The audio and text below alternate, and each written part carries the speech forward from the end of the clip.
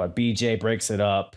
And like you said, the finish was beautiful. I came out of my seat because BJ Whitmer hits Colt Cabana with 2 dragon suplexes, kind of like in a, Kurt Angle, Chris Benoit kind of style. He goes for a third. He hits it.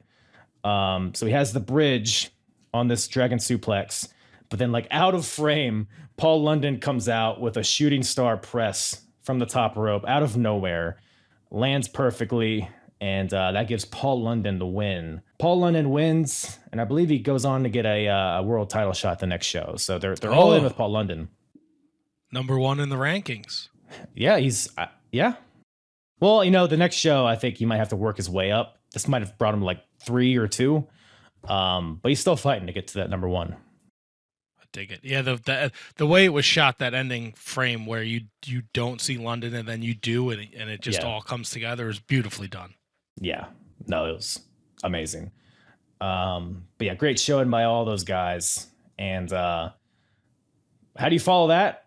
Well, with a little bit of murder. So we got the American Dragon, Bryan Danielson, versus Samoa Joe. Whoo, doggy. This is, first of all, Bryan Danielson might have the worst fucking haircut I've ever seen. He's coming out here with his fucking second grade picture day haircut.